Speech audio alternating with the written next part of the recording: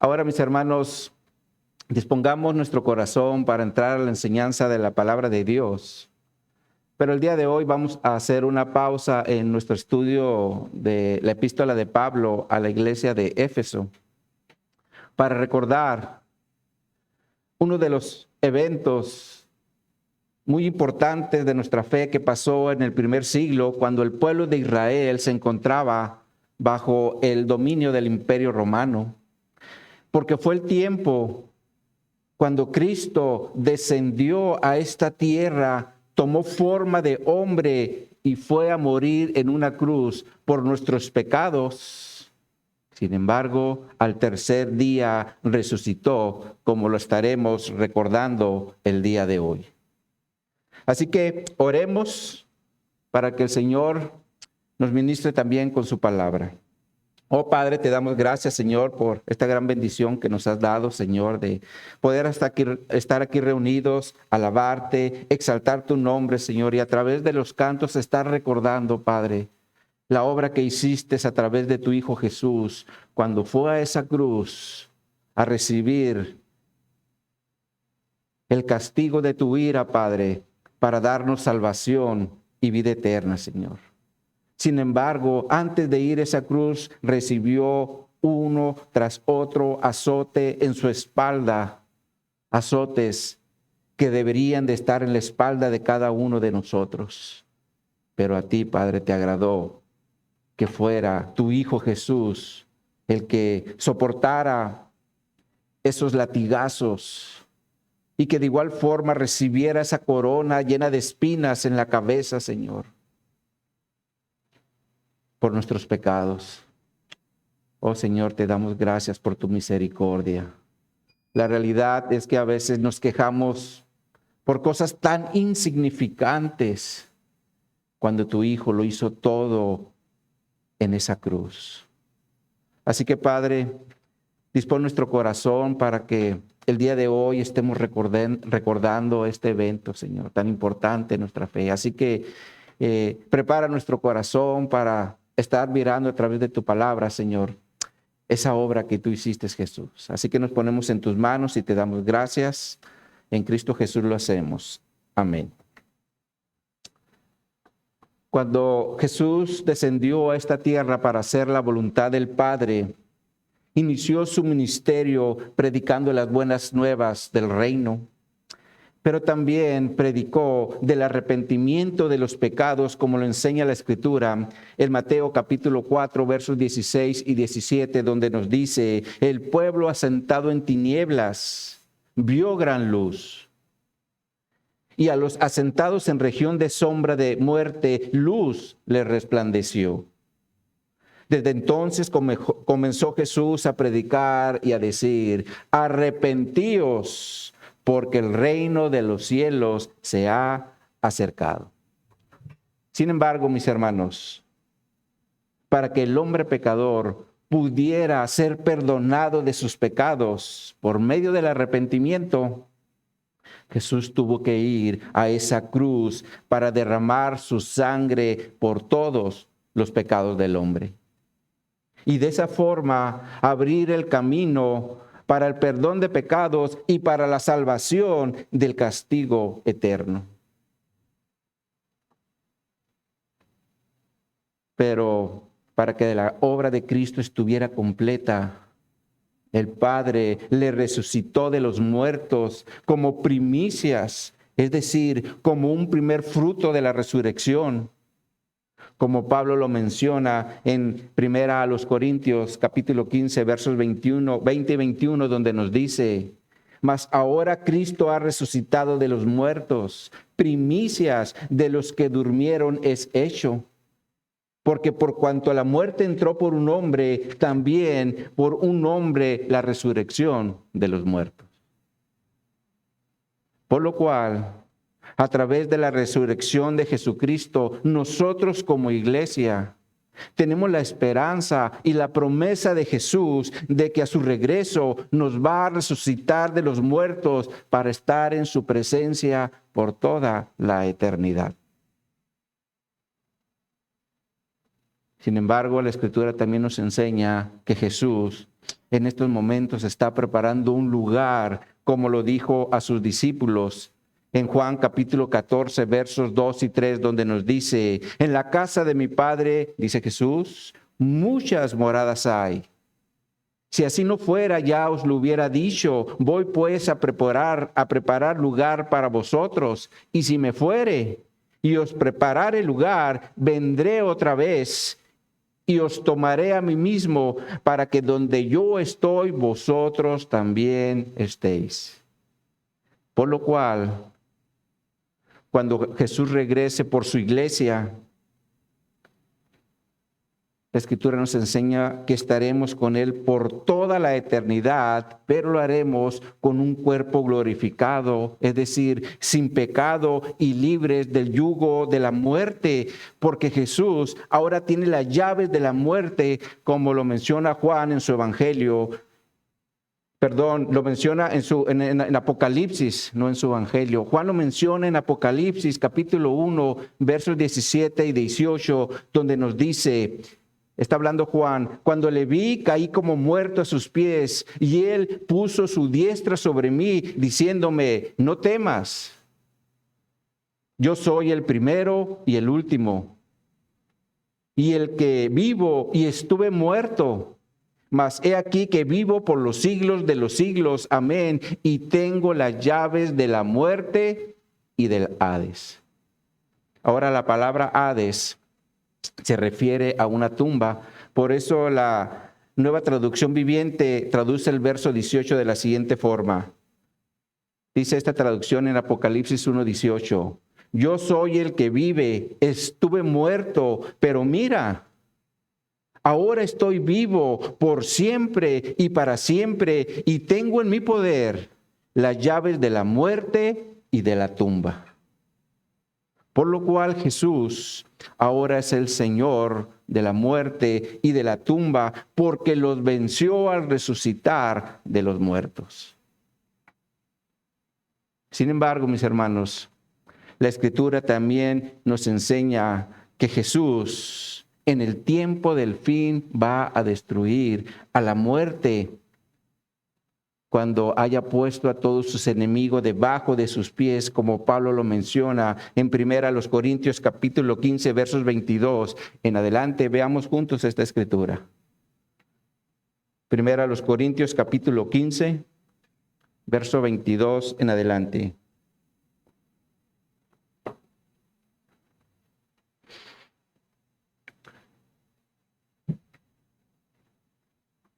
Dice aquí la Escritura en 1 Corintios capítulo 15, verso 22. Porque así como en Adán todos mueren, también en Cristo todos serán vivificados. Ahora, aquí es importante mencionar que la palabra vivificados tiene el sentido bíblico de ser hecho viviente por segunda vez, por lo cual se refiere a la resurrección de los muertos. Sin embargo, Pablo nos enseña que en la resurrección de los muertos va a existir un orden, es decir, una cronología de los eventos, como lo empieza a narrar a partir del verso 23. Sigamos leyendo. Nos dice, pero cada uno en su debido orden. Cristo, las primicias, es decir, el primer fruto de la resurrección. Luego los que son de Cristo en su venida, es decir, nosotros, su iglesia, lo que hemos creído en el Evangelio y lo hemos aceptado como nuestro Señor y Salvador. Y por lo tanto, Pablo nos empieza a decir aquí que el orden es, en primer lugar, la resurrección de Jesucristo, evento que ya pasó en el primer siglo. Y en segundo lugar, será la resurrección de su iglesia, evento que al día de hoy no ha pasado porque Cristo no ha regresado por nosotros. Y de igual forma no hemos experimentado la muerte para que seamos vivificados, es decir, resucitados. Sin embargo, también es importante mencionar que Pablo en otra escritura nos enseña que cuando Cristo regrese por su iglesia, algunos no experimentarán la muerte. Dejen una marca aquí y vamos, porque ahorita vamos a regresar. Vayan ahora a primera a los Tesalonicenses, capítulo 4, y leamos a partir del verso 13. Primera a los Tesalonicenses, capítulo 4, verso 13. Nos dice aquí el apóstol Pablo: tampoco queremos, hermanos, que ignoréis, es decir, que estén sin entendimiento acerca de los que duermen, es decir, de los que han muerto, para que no os entristezcáis como los que no tienen esperanza. Porque si creemos que Jesús murió y resucitó, así también traerá Dios con Jesús a los que durmieron en él. Ahora, cuando Pablo dice los que durmieron en él, se refiere a todos los que han muerto unidos a Cristo, como lo traduce la Nueva Versión Internacional. Dice esta traducción en el verso 14: ¿acaso no creemos que Jesús murió y resucitó? Así también Dios resucitará con Jesús a los que han muerto en unión con él. Por lo cual, los que durmieron en él se refiere a los muertos que dejaron este mundo poniendo su fe en Jesús o en el Mesías, como fue el caso de los israelitas en el Antiguo Testamento. Sigamos leyendo, verso 15. Por lo cual os decimos esto en palabra del Señor, que nosotros que vivimos, que habremos quedado hasta la venida del Señor, no precederemos a los que durmieron, es decir, que nuestra resurrección no será antes de los que murieron unidos a Cristo. Por eso Pablo dice en el verso 16, porque el Señor mismo, con voz de mando, con voz de arcángel y con trompeta de Dios, descenderá del cielo, y los muertos en Cristo resucitarán primero. Luego nosotros, los que vivimos, los que hayamos quedado, seremos arrebatados juntamente con ellos en las nubes para recibir al Señor en el aire, y así estaremos siempre con el Señor. Por tanto, alentaos unos a otros con estas palabras, dice Pablo. Entonces es claro que cuando Cristo regrese por su iglesia, algunos no van a experimentar la muerte, porque dice la Escritura que van a ser arrebatados. Y la palabra arrebatados tiene el sentido bíblico de ser tomado de arriba. Como pasó con Felipe, después de haber bautizado a un eunuco, como lo enseña Lucas en la escritura de Hechos, capítulo 8, verso 39, donde nos dice: cuando subieron del agua, el Espíritu del Señor arrebató a Felipe, y el eunuco no le vio más y siguió gozoso por el camino. Entonces es claro que Felipe fue tomado de arriba y fue puesto en otro lugar para que el eunuco no lo volviera a ver. Ahora, por otro lado, la Escritura también nos enseña que pasó algo exactamente igual con Pablo cuando fue llevado al paraíso, como lo describe en 2 Corintios capítulo 12, versos 2 al 4, donde nos dice: conozco a un hombre en Cristo que hace 14 años, si en el cuerpo, no lo sé, si fuera del cuerpo, no lo sé, Dios lo sabe, fue arrebatado hasta el tercer cielo. Y conozco a tal hombre, si en el cuerpo, fuera del cuerpo, no lo sé, Dios lo sabe, que fue arrebatado al paraíso, donde oyó palabras inefables que no les es dado a los hombres expresar. Entonces es claro que Pablo también experimentó el arrebatamiento cuando fue tomado de arriba y llevado al cielo, al tercer cielo. Y de la misma forma, mis hermanos, cuando Cristo regrese por su iglesia, los que estén vivos serán tomados de arriba para estar con el Señor por el resto de la eternidad sin haber experimentado la muerte. Entonces, retomando el orden que Pablo nos está mencionando en 1 Corintios, en el capítulo 15, verso 23, en primer lugar nos dice que Jesús resucitó como primicias, es decir, como un primer fruto de la resurrección. En segundo lugar, nos dice que los que son de Cristo resucitarán en su venida. Pero veamos ahora lo que Pablo nos dice. ¿Qué es lo que va a pasar después? Ahora sí regresemos a 1 Corintios capítulo 15, verso 24, donde dejamos la marca. Nos sigue diciendo Pablo en este orden o en esta cronología. Dice, luego el fin, cuando entregue el reino al Dios y Padre, cuando haya suprimido todo dominio, toda autoridad y potencia, porque preciso es que Él reine hasta que haya puesto a todos sus enemigos debajo de sus pies, y el postrer enemigo que será destruido, ¿cuál es? La muerte. Entonces, el tercer evento que Pablo nos está hablando, de acuerdo a la cronología, es el fin. Cuando Cristo entregue al Padre el reino después de haber destruido a los que tengan autoridad en esta tierra, sean gobernantes, sean autoridades o sean sus enemigos. Donde también nos dice que como parte del fin, la muerte va a ser destruida para que deje de tener dominio sobre el hombre. Por lo cual, mis hermanos, llegará un día cuando la muerte dejará de acecharnos y de esa forma ya no habrá enfermedad que nos haga morir. Llámese cáncer, llámese tuberculosis, llámese diabetes o llámese pandemia. ¿Cuánto le dan gracias a Dios? Porque un día ya eso no será parte de nuestro temor. Por ese motivo, mis hermanos, el día de hoy a nivel mundial, los que somos parte de la Iglesia de Cristo, estamos recordando la resurrección de nuestro Señor Jesucristo como parte fundamental de nuestra fe, pero también de nuestra predicación.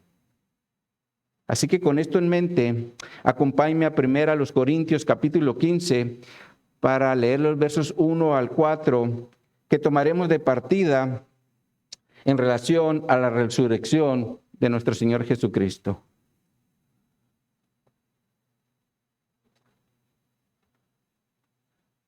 Dice aquí la palabra de Dios. Además os declaro, hermanos, el evangelio que os he predicado, el cual también recibisteis, en el cual también perseveráis, por el cual asimismo, si retenéis la palabra que os he predicado, sois salvos si no creísteis en vano. Porque primeramente os he enseñado lo que asimismo recibí, que Cristo murió por nuestros pecados conforme a las Escrituras, y que fue sepultado y resucitó al tercer día conforme a las Escrituras. Por lo cual el título que le hemos dado a este recordatorio es: murió y resucitó conforme a las Escrituras. Ahora, a través de toda la historia de la humanidad, el hombre siempre ha tenido líderes espirituales a los cuales ha seguido. Por ejemplo, Mahoma, considerado como un profeta árabe, y de sus enseñanzas surgió la religión musulmana. José Smith, que fue fundador de la religión de los santos de los últimos días, conocidos como los mormones. Charles Taze Russell, quien fue fundador de la religión de los testigos de Jehová, y así como ellos, muchos otros han surgido.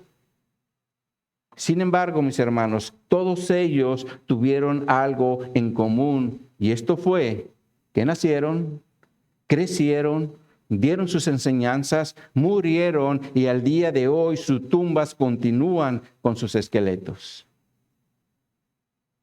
Sin embargo, en el caso de Jesús, nuestro líder espiritual y nuestro Señor, Él también nació, creció, dio sus enseñanzas, murió, pero su tumba al día de hoy está vacía porque Él vive derivado a que resucitó de los muertos en el primer siglo.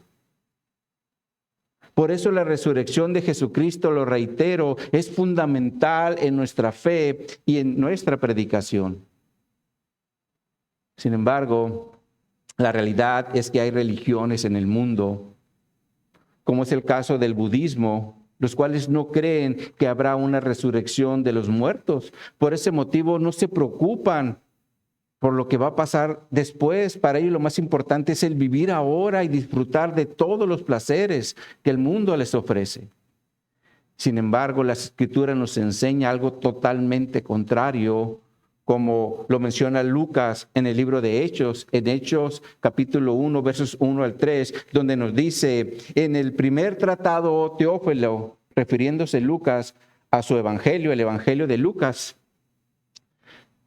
Por eso nos dice, en el primer tratado, Teófilo, hablé acerca de todas las cosas que Jesús comenzó a hacer y a enseñar, hasta el día en que fue recibido arriba, después de haber dado mandamiento por el Espíritu Santo a los apóstoles que había escogido, a quienes también después de haber padecido, se presentó vivo con muchas pruebas indubitables, es decir, convincentes, apareciéndoseles durante 40 días y hablándoles acerca del reino de Dios.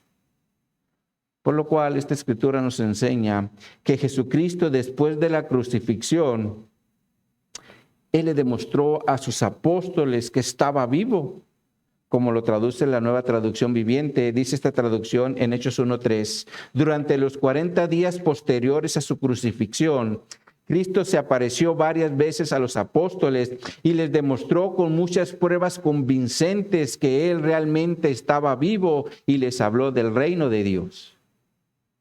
Entonces es claro que esta escritura nos está hablando de la resurrección de Jesucristo para demostrar que sí habrá resurrección de los muertos. Sin embargo, mis hermanos, también es importante mencionar que cuando Jesús se le apareció a sus apóstoles, no se les apareció como un espíritu o como un fantasma, porque se les apareció con un cuerpo físico.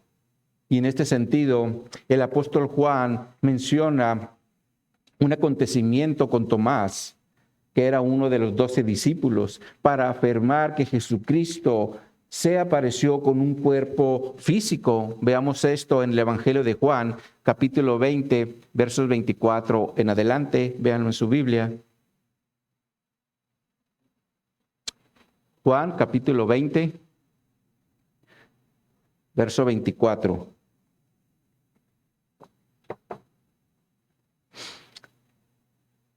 Dice aquí la palabra de Dios: pero Tomás, uno de los 12, llamado Dídimo, no estaba con ellos cuando Jesús vino. Le dijeron pues los otros discípulos: al Señor hemos visto. Él les dijo: si no viere en sus manos la señal de los clavos, y metiere mi dedo en el lugar de los clavos, y metiere mi mano en su costado, no creeré. Definitivamente, mis hermanos, Tomás era un hombre incrédulo. Sigamos leyendo, verso 16. 8 días después, estaban otra vez sus discípulos dentro y con ellos Tomás. Llegó Jesús estando las puertas cerradas y se puso en medio y les dijo: paz a vosotros. Luego dijo a Tomás: pon aquí tu dedo y mira mis manos, y acerca tu mano y métela en mi costado, y no seas, ¿qué le dice? Incrédulo, sino creyente. Entonces Tomás respondió y le dijo: Señor mío y Dios mío. Jesús le dijo: porque me has visto, Tomás, creíste. Bienaventurados los que no vieron y creyeron. Entonces es claro que Jesús se presentó ante sus apóstoles con un cuerpo físico después de la resurrección de los muertos. Por eso le dijo a Tomás: pon tu dedo aquí y mira. Mira mis manos, acerca tu mano y métela en mi costado, no seas incrédulo, sino creyente. Por lo cual, mis hermanos, creer en la resurrección de Jesucristo es indispensable en la vida de todo cristiano, porque esto nos hará ser hombres y mujeres bienaventurados, como Jesús le dice a Tomás en el verso 29, cuando les dice: bienaventurados los que no vieron y creyeron. ¿Cuántos bienaventurados hay aquí que creen en la resurrección de Jesucristo?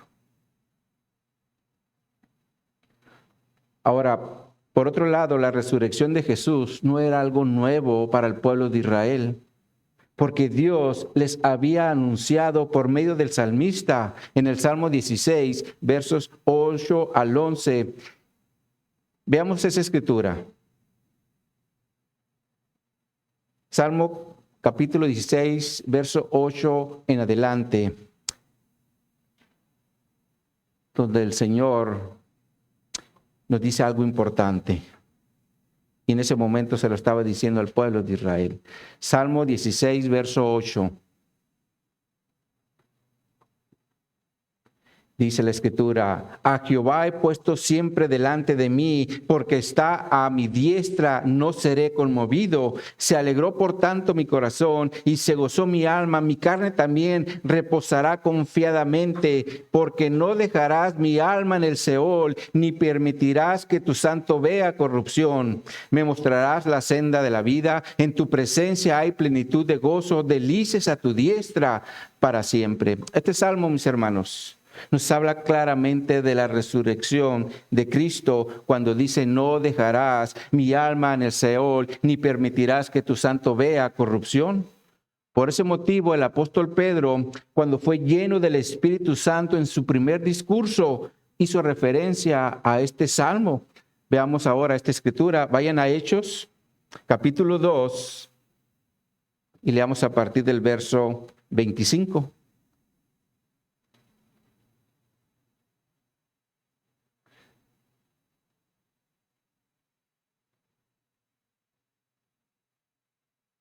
Está hablando aquí Pedro en su discurso y dice en el verso 25, porque David dice del Señor, es decir, de Jesús, veía al Señor siempre delante de mí, porque está a mi diestra, no seré conmovido, por lo cual mi corazón se alegró y se gozó mi lengua, y aún mi carne descansará en esperanza, porque no dejarás mi alma en el Hades, ni permitirás que tu santo vea corrupción. Me hiciste conocer los caminos de la vida, me llenarás de gozo con tu presencia. Por lo cual el apóstol Pedro le dice a los judíos del primer siglo que este salmo no se refería a David, porque David murió y su tumba sigue con ellos. Como lo menciona en el verso 29, donde nos dice, varones hermanos, se os puede decir libremente del patriarca David, quien murió y fue sepultado, y su sepulcro está con nosotros hasta el día de hoy.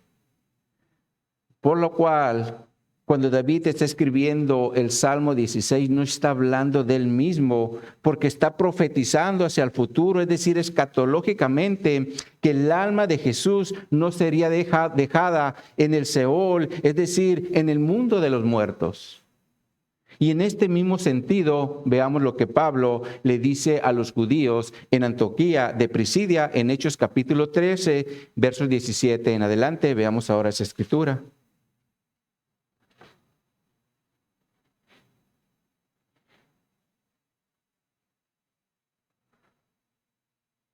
Está hablando aquí Pablo y dice, el Dios de este pueblo de Israel escogió a nuestros padres y enalteció al pueblo, siendo ellos extranjeros en tierra de Egipto, y con brazo levantado los sacó de ella. Y por un tiempo, como de 40 años, los soportó en el desierto. Y habiendo destruido 7 naciones en la tierra de Canaán, les dio en herencia su territorio. Después, como por 450 años, les dio jueces hasta el profeta Samuel. Luego pidieron rey, y Dios le dio a Saúl, hijo de Cis, varón de la tribu de Benjamín, por 40 años. Quitado este, les levantó por rey a David, a quien dio también testimonio diciendo, de quien dio también testimonio diciendo, he hallado a David, hijo de Isaí, varón conforme a mi corazón, quien hará todo lo que yo quiero. De la descendencia de este, y conforme a la promesa, Dios levantó a Jesús para Salvador a Israel, por Salvador de Israel. Antes de su venida, predicó Juan el bautismo de arrepentimiento a todo el pueblo de Israel. Mas cuando Juan terminaba su carrera, dijo, ¿quién pensáis que soy? No soy yo él, mas he aquí, viene tras mí uno de quien no soy digno de desatar el calzado de sus pies. Varones hermanos, hijos del linaje de Abraham, y de los que entre vosotros teméis a Dios, a vosotros es enviada la palabra de esta salvación, porque los habitantes de Jerusalén y sus gobernantes no conocieron a Jesús, ni las palabras de los profetas que se leen todos los días de reposo, las cumplieron al condenarle, y sin hallar en él causa digna de muerte, pidieron a Pilato que se le matase, y habiendo cumplido todas las cosas que de él estaban escritas, quitándolo del madero, lo pusieron en un sepulcro, mas Dios lo levantó de los muertos, y él se apareció durante 40 días a los que habían sido juntamente con él de Galilea a Jerusalén. los cuales ahora son tus testigos ante el pueblo, y nosotros también nos anunciamos el evangelio de aquella promesa hecha a nuestros padres, la cual Dios ha cumplido a los hijos de ellos, a nosotros, resucitándole a Jesús, como está escrito también en el Salmo 2, mi hijo eres tú, yo te he engendrado hoy. Y en cuanto a que le levantó de los muertos para nunca más volver a corrupción, le dijo así: os daré las misericordias fieles de David. Por eso dice también otro salmo, y aquí Pablo empieza a hacer referencia al Salmo 16 y nos dice: no permitirás que tu santo vea corrupción. Porque a la verdad David, habiendo servido a su propia generación según la voluntad de Dios, durmió, es decir, murió, y fue reunido con sus padres y vio corrupción. Mas aquel a quien Dios levantó no vio corrupción. Sabed pues esto, varones hermanos, que por medio de él se os anuncia perdón de pecados.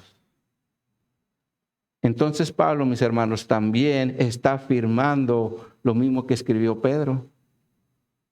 Porque ambos hacen referencia al Salmo 16, donde David escribe escatológicamente que el Mesías, es decir, que Jesús resucitaría de los muertos, y su alma no vería corrupción. Ahora, por otro lado, mis hermanos, Jesús también estuvo enseñando a sus apóstoles que lo iban a matar, pero que él iba a resucitar al tercer día, como lo menciona el Evangelio de Marcos, en el capítulo 9, versos 30 y 32, donde nos dice: habiendo salido de allí, caminaron por Galilea y no quería que nadie lo supiese, porque enseñaba a sus discípulos y les decía: el Hijo del Hombre será entregado en manos de los hombres y le matarán, pero después de muerto resucitará al tercer día. Pero ellos no lo entendían esta palabra y tenían miedo de preguntarle. Entonces es claro, mis hermanos, que Jesús estaba preparando a sus discípulos para este evento tan importante de nuestra fe. Sin embargo, es evidente que los discípulos no lo entendían. Pero después que Jesús resucitó de los muertos y se presentó delante de ellos, lo entendieron y posteriormente lo predicaron. Por eso podemos afirmar que nuestra fe en Jesucristo no es una fe ciega, porque está basada en eventos y hechos confirmados por todos aquellos que vivieron en el primer siglo, porque lo vieron con sus ojos. Por lo cual, la resurrección de Jesucristo involucra al menos 4 elementos importantes a considerar. En primer lugar, es que hubo un hombre llamado Jesús de Nazaret en el primer siglo, y sus discípulos por medio de este nombre hacían milagros, como lo narra el médico Lucas en Hechos capítulo 3, verso 1 al 9. Veamos esta escritura. Muy conocida, por cierto, porque habla de este milagro que hicieron Pedro y Juan.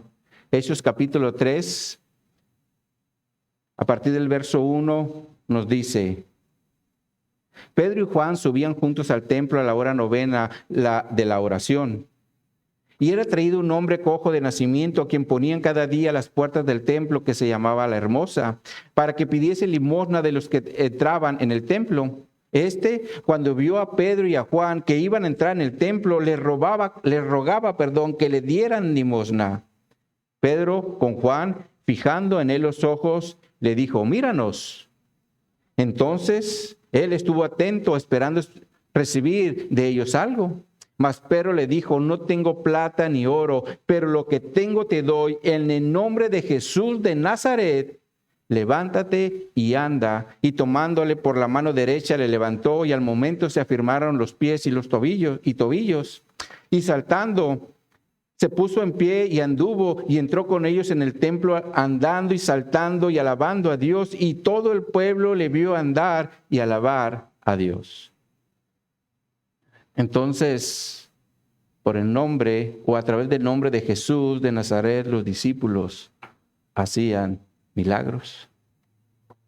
Ahora, en segundo lugar, cuando Poncio Pilato reinaba en Palestina, Jesús fue martirizado y muerto en una cruz por medio de los soldados romanos, como lo narra Mateo en su Evangelio, en Mateo capítulo 27, versos 27 al 31, donde nos dice: Entonces los soldados del gobernador llevaron a Jesús al pretorio y reunidos alrededor de él a toda la compañía y desnudándole le echaron encima un manto de escarlata y pusieron sobre su cabeza una corona tejida de espinas y una caña en su mano derecha e hincado la rodilla delante de él le escarnecían diciendo: Salve, Rey de los judíos.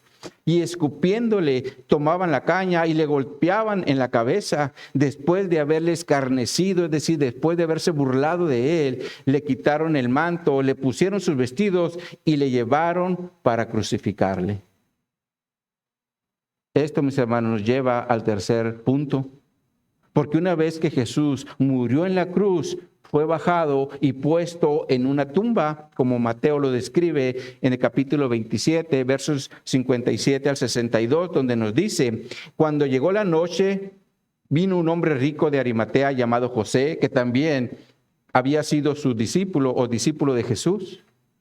Este fue a Pilato y pidió el cuerpo de Jesús. Entonces Pilato mandó que se le diese el cuerpo y tomándole José el cuerpo, lo envolvió en una sábana limpia y lo puso en su sepulcro nuevo que había labrado en peña, y después de hacer rodar una gran piedra a la entrada del sepulcro se fue. Y estaban allí María Magdalena y la otra María sentadas delante del sepulcro. Entonces es claro, mis hermanos, que Jesús, después de haber sido crucificado, lo pusieron en una tumba como lo hacían con todos los muertos. Y el cuarto punto es que Jesús resucitó de los muertos, como lo narra Lucas en su Evangelio, en el capítulo 24, en los primeros 7 versos, donde nos dice: el primer día de la semana, muy de mañana, vinieron al sepulcro trayendo las especies aromáticas que habían preparado y algunas otras mujeres con ellas, y hallaron removida la piedra del sepulcro, y entrando no hallaron el cuerpo del Señor Jesús. Y aconteció que estando ellas perplejas por esto, he aquí se pararon junto a ellas 2 varones con vestiduras resplandecientes. Y como tuvieron temor y bajaron el rostro a tierra, les dijeron: ¿por qué buscáis entre los muertos al que vive? No está aquí, sino que ha resucitado. Acordaos de lo que os habló cuando aún estaba en Galilea, diciendo: es necesario que el Hijo del Hombre sea entregado en manos de los hombres pecadores y que sea crucificado y resucite al tercer día. Entonces, mis hermanos, es claro que Jesús resucitó de los muertos al tercer día, como se lo había mencionado a sus discípulos. Ahora, la resurrección de Jesucristo fue tan real en el primer siglo que los líderes religiosos de Israel decidieron sobornar a los guardias para que ellos dijeran o lo estuvieran divulgando en todo el pueblo que los discípulos se habían robado el cuerpo, como lo narra Mateo. En el capítulo 28, en los versos 11 al 15, donde nos dice: mientras ellas iban, he aquí, unos de la guardia fueron a la ciudad y dieron aviso a los principales sacerdotes de todas las cosas que había acontecido. Y reunidos con los ancianos y habido consejo, dieron mucho dinero a los soldados, diciendo: decid vosotros, sus discípulos vinieron de noche y lo hurtaron estando nosotros dormidos. Y si esto lo oyere el gobernador, nosotros le persuadiremos y os pondremos a salvo. Y ellos, tomando el dinero, hicieron como se le había instruido, y este dicho se ha divulgado entre los judíos hasta el día de hoy. La realidad, mis hermanos, es que en el primer siglo, a pesar de toda la intervención de los judíos religiosos, Dios permitió que hubiera testigos oculares que pudieran dar testimonio de la resurrección de Cristo, como fue el caso de los soldados y de todos aquellos a los cuales se les apareció el Señor después de la resurrección.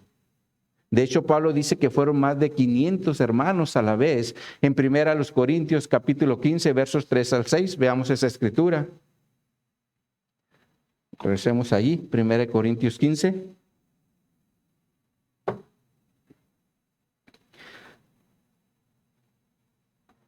Dice aquí la Escritura, porque primeramente os he enseñado lo que asimismo recibí, que Cristo murió por nuestros pecados conforme a las Escrituras, y que fue sepultado, y que resucitó al tercer día conforme a las Escrituras, y que apareció a Cefas, y después a los 12, después apareció, ¿a cuántos dice que les apareció?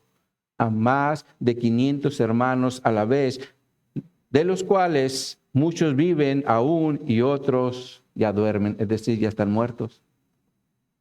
Entonces Dios, mis hermanos, dejó una buena cantidad de testigos oculares en el primer siglo para que dieran fe de la resurrección de Jesucristo.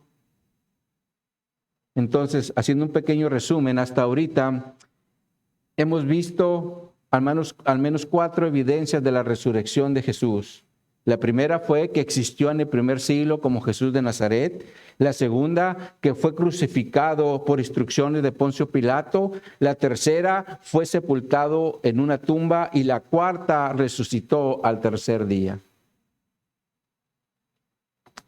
Ahora, por otro lado, cuando Pablo está escribiendo la primera epístola a los Corintios, dentro del pueblo de Israel había división en relación a la resurrección de los muertos. Esto a pesar, mis hermanos, que ellos tenían escrituras en el Antiguo Testamento donde Dios había afirmado que levantaría del polvo a los muertos. Y vamos a ver al menos 3 escrituras.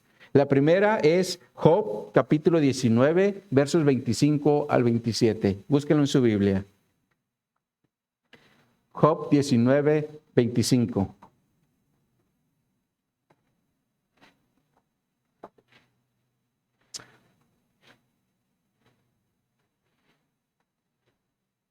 Dice aquí la palabra de Dios: yo sé que mi Redentor vive y al final se levantará sobre el polvo, y después de deshecha esta mi piel, en mi carne he de ver a Dios, al cual veré por mí mismo, y mis ojos lo verán, y no otro, aunque mi corazón desfallece dentro de mí.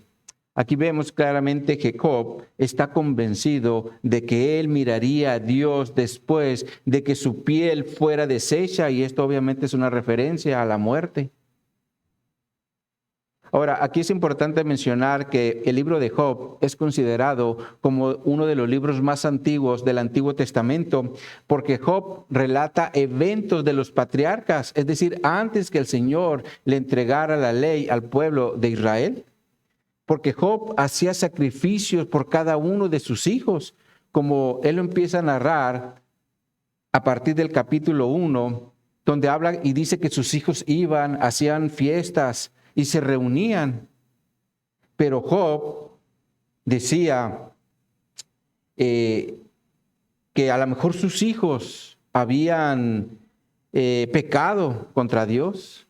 Por eso es que él ofrecía sacrificios a Dios por sus hijos, lo cual nos enseña que Job era un hombre que se preocupaba por sus hijos, por eso es que le presentaba sacrificios a Dios. Sin embargo, ya desde el tiempo de Job había conocimiento de la resurrección de los muertos, como leímos en Job 19, 26, donde dice: y después de deshecha esta mi piel, en mi carne he de ver a Dios. Él estaba convencido de que iba a haber resurrección. Ahora, la segunda escritura del Antiguo Testamento a considerar es Isaías, capítulo 26, verso 19, donde nos dice: tus muertos vivirán, sus cadáveres resucitarán, despertad y cantad, moradores del polvo de la tierra, porque tu rocío es cual rocío de hortaliza, y la tierra dará sus muertos. Isaías, mis hermanos, también nos dice que los muertos vivirán y los cadáveres resucitarán. Por eso exclama: levántense y canten con alegría los que viven en el polvo. Como lo traduce la versión Palabra de Dios para Todos. Dice esta escritura: sus muertos vivirán, sus cadáveres resucitarán. Levántense y canten de alegría ustedes, los que viven en el polvo, porque tu rocío es cual rocío de luz, y la tierra dará a luz a aquellos que habían muerto. Entonces Isaías, como Job, sabían que Dios resucitaría a los muertos. Sin embargo, Isaías también nos dice algo importante en relación a la resurrección. Y esto es que cantaremos con alegría, y de hecho es algo que ya practicamos desde este lado de la eternidad, aunque a veces fallamos. Pero cuando estemos del otro lado, es decir, en la presencia de Dios, no habrá afanes ni enfermedad que nos va a impedir hacerlo.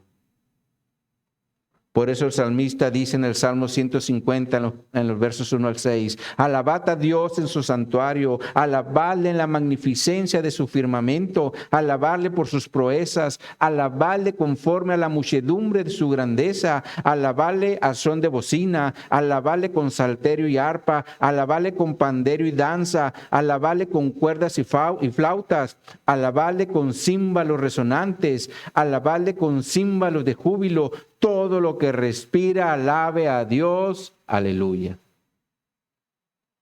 Así que mis hermanos, no dejemos de alabar a nuestro Dios porque es algo que haremos en toda la eternidad. Ahora, la tercera escritura a considerar del Antiguo Testamento es la de Daniel, capítulo 12, versos 1 y 2. Vean esa escritura. Daniel capítulo 12, versos 1 y 2.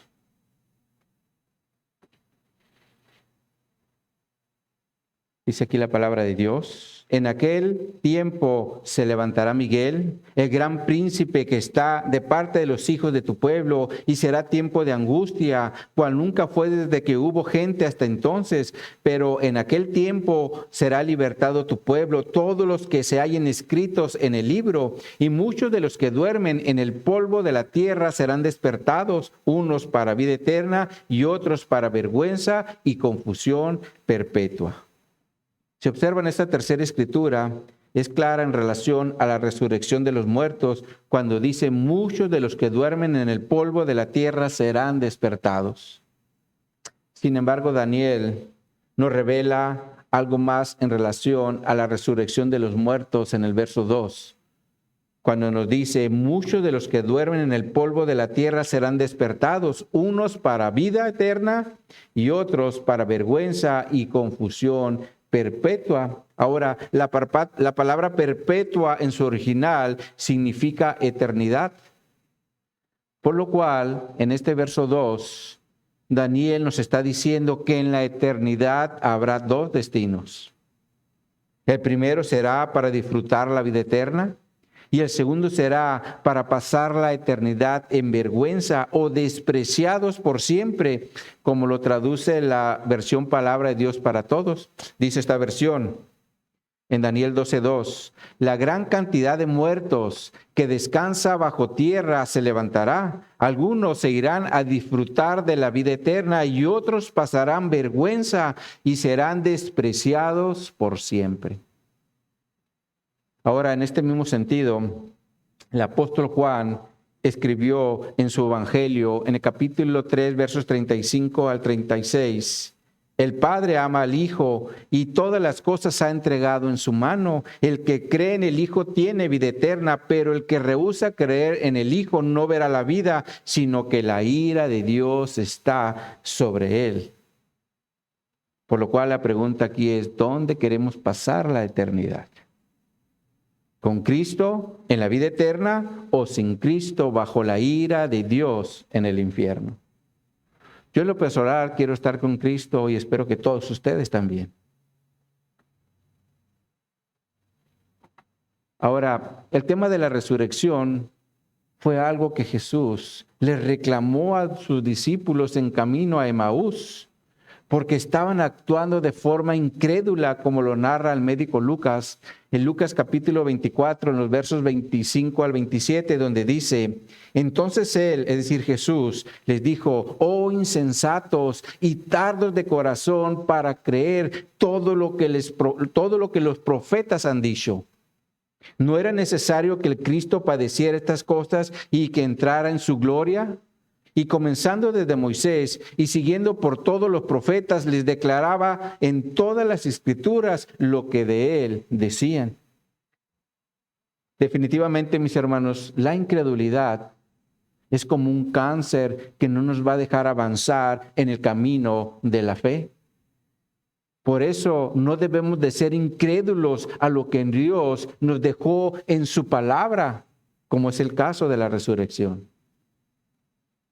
Ahora, Cristo también, de hecho, le afirmó a los religiosos del primer siglo que resucitaría al tercer día cuando le pidieron señal, como lo narra Mateo en el capítulo 12, versos 38 al 40, donde nos dice: entonces respondieron algunos de los escribas y fariseos diciendo: Maestro, deseamos ver de ti señal. Y él respondió y les dijo: la generación mala y adúltera demanda señal, pero señal no les será dada sino la señal del profeta Jonás. Porque como estuvo Jonás en el vientre del pez 3 días y 3 noches, así estará el Hijo del Hombre en el corazón de la tierra 3 días y 3 noches. Entonces Jesús definitivamente confrontó a los religiosos por su incredulidad.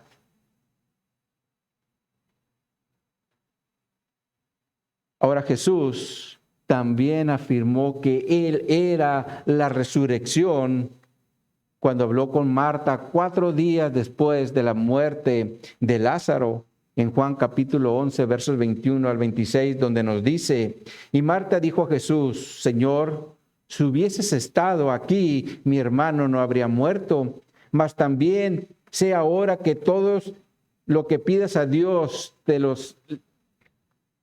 lo dará. Todo lo que pidas a Dios te lo dará, le dice Marta a Jesús. Jesús le dijo: tu hermano resucitará. Marta le dijo: yo sé que resucitará en la resurrección, en el día postrero. Le dijo Jesús: yo soy la resurrección y la vida. El que cree en mí, aunque esté muerto, vivirá. Y todo aquel que vive y cree en mí, no morirá eternamente. ¿Crees esto?, le dice a Marta. Ahora Marta sabía, porque las Escrituras en el Antiguo Testamento lo mencionaban o lo enseñaban, que habría resurrección de los muertos. Pero lo que Marta no sabía es que Cristo era la resurrección. Por eso le dice: yo soy la resurrección y la vida. El que cree en mí, aunque esté muerto, vivirá. Por lo cual, esto también nos enseña que solamente por medio de Jesús podremos resucitar para vida eterna, porque Jesús fue entregado por nuestras transgresiones y fue resucitado para nuestra justificación, como Pablo lo menciona en Romanos 4, 25. Entonces, como conclusión, como hijos de Dios, mis hermanos, vivamos siempre recordando la resurrección de nuestro Señor Jesucristo, porque es uno de los cimientos de nuestra fe. Porque si Cristo no hubiera resucitado, vana sería nuestra fe y vana también sería nuestra predicación. Y por lo tanto, no tendríamos nada que ofrecerle al hombre pecador para que salga de la condenación del infierno y de su vida llena de pecado. Pero como Cristo murió por nuestros pecados conforme a las Escrituras, fue sepultado conforme a las Escrituras y resucitó al tercer día conforme a las Escrituras, hoy nosotros como iglesia podemos predicar confiadamente de que habrá resurrección de los muertos y también salvación del castigo eterno, porque Jesús es la resurrección y es la vida. Y por lo tanto, el que cree en Él, aunque esté muerto, vivirá. Amén, mis hermanos. Vamos a orar. Oh, mi Dios, te damos gracias, Señor, porque a través de tu palabra podemos convencernos, Señor, de que en el primer siglo tú viniste a esta tierra, fuiste entregado para morir en una cruz por nuestros pecados, pero también resucitaste al tercer día para que ahora nosotros como pueblo gentil pudiéramos tener acceso a todas estas bendiciones que antes no tenía. Porque antes por la ley solamente el pueblo de Israel tenía acceso a ser tu pueblo. Pero ahora, Señor, a través de tu evangelio, a través de tu obra en la cruz y tu resurrección, es que nosotros podemos entrar a esas promesas y estar confiados de que un día también seremos resucitados para estar en tu presencia por toda la eternidad. Así que, Señor, te doy gracias por estas bendiciones que ahora tenemos, Señor. Y yo te pido, Señor, que nos ayudes y que seamos conscientes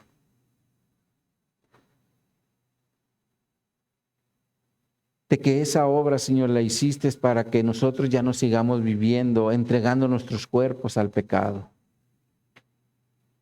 Tú lo hiciste, Señor, para que ahora nosotros, a través de Jesús, podamos vivir en santificación, podamos vivir apartados del pecado, podamos vivir queriendo hacer tu obra. Ayúdanos, Señor, a que no actuemos como Tomás en incredulidad, porque la realidad es que muchas veces somos incrédulos. Cuando tú nos dices claramente en tu Escritura que debemos vivir en santidad y dejar de seguir las cosas que anhela y desea nuestro viejo hombre. Ayúdanos, Señor. Ayúdanos a estar una y otra vez leyendo tu palabra para que esté refrescando, esté renovando nuestra mente cada día, para que ese viejo hombre no tome control ni dominio de nuestra vida, Señor. Por eso, como lo hemos aprendido en Efesios, debemos aprender a ser llenos del Espíritu para que controle nuestra vida y en todo momento solo busquemos hacer tu voluntad y no la nuestra, Señor. Así que, Señor, yo te doy gracias por la resurrección, porque cuando tú te presentaste en el primer siglo, a partir de ese momento la historia de tu pueblo cambió, porque antes solo se reunía para dar cumplimiento a la ley, pero ahora nos reunimos el primer día de la semana, es decir, los domingos, porque fue el día en que tú te presentaste como vivo y a partir de ese momento formaste tu iglesia y tu iglesia se empezó a reunir cada primer día de la semana como lo hacemos el día de hoy para alabarte, para glorificarte, Señor, y para estar recordando tu resurrección como lo hicimos el día de hoy. Así que, mi Dios, te damos gracias por tu palabra que nos ministra, que nos guía y nos hace recordar aquello que a veces el viejo hombre quiere que se nos olvide. Pero te damos gracias también por tu Espíritu Santo que nos ministra, nos guía y siempre nos lleva a tu palabra, Padre. Te damos gracias por esto. En el nombre de Jesús, nuestro Señor y Salvador, te lo hacemos. Amén y amén.